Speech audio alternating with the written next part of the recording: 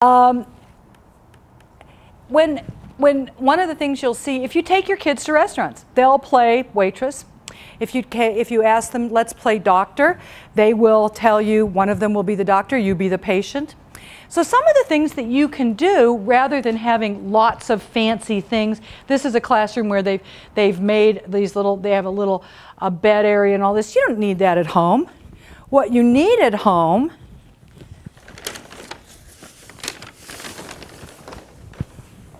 is a sheet. This is probably the greatest play toy that you can have.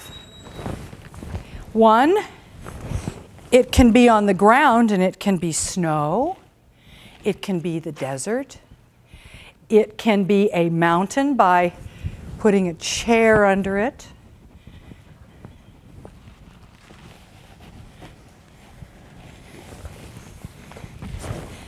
It can be a tent by adding another chair. You don't have to go out and buy a pup tent or buy other toys. One sheet spread across two of your kitchen chairs, out of the way of harm. Kids have a wonderful time. They can invent so many things. And all you have to do is give them oohs and ahs. And is it dark in there? What are you seeing inside that cave? You're only limited by your responses to the children. It's not rocket science, and it's not all that time-consuming, and it's so much fun.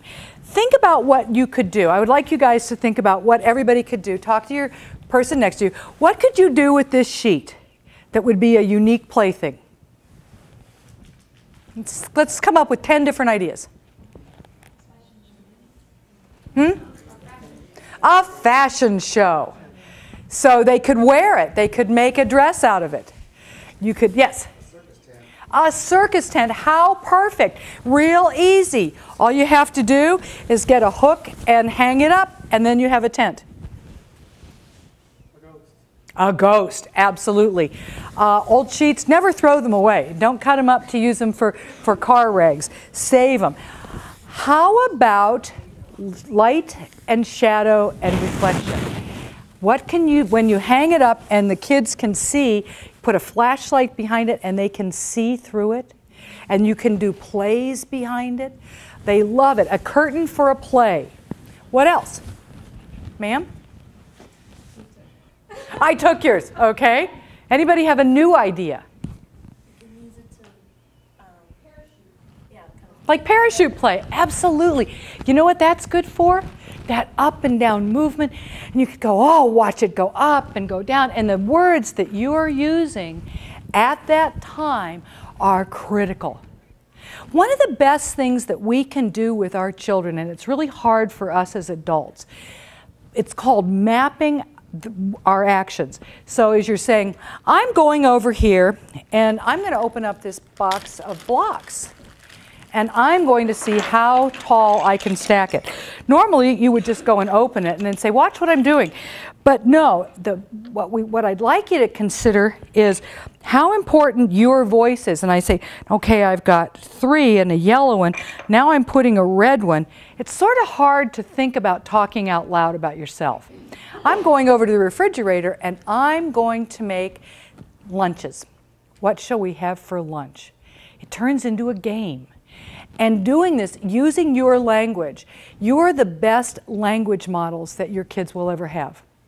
And I will tell you, without getting into a long dissertation on the research, kids need to start school with about 6,000 words. They need to start kindergarten with about 6,000 words in order to be strong readers. Kids are coming to school with a range from 400 to 6,000 words. The 6,000 word child will be reading by the time that they get out of kindergarten. The kid that comes in with 400 to 500 words will not. And the longer that distance goes, the less likely children are ever to read successfully. So by the end of 3rd grade, if kids aren't reading, they're probably not going to. And the best way they can get those skills is from you. And the easiest way is to do this thing called language mapping. So when you just map words on all the stuff you're doing, okay, I'm going to get the vacuum cleaner out, or I'm going to get the iron out. And having kids with you, and that's part of their play. Let's iron together. So I'm doing it, you're doing it too. Here, let's make, we can make anything. And kids will do this with you because when they're young, you are their first playmate, right? Okay, so we've talked about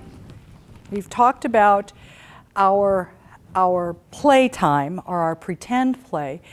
Let's see why it's important. Because language, we use words to communicate.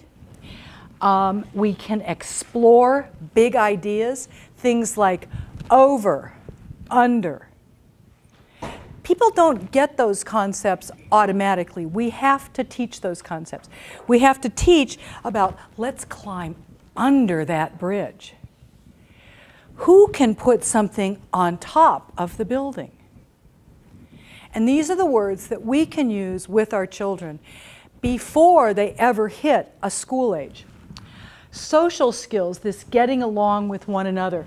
You can see these little children here. This was at a program that we instituted with second language learners. And one of the things we moved from the household center to construction. And all of the words and all of those big ideas that came with construction about building. And one of the things that we used, anybody in here a golfer? Anybody play golf? Golf tees are the most wonderful little tools. You take a piece of styrofoam, a block of styrofoam that comes in packing. You take some golf tees.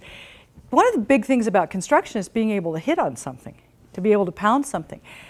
Give a golf tee and a toy hammer and either a cardboard box like a shoebox or a piece of styrofoam. Kids will pound and make things all day long. Safe. I've never seen anybody injure themselves with a toy play school hammer and a golf tee. You can throw them away if they get broken. They're practically free. You can go almost anywhere and they'll give you a handful of golf tees. A wonderful, wonderful thing. Building. One of the other things, and we're going to talk about that shortly, and getting along with others. So learning to share.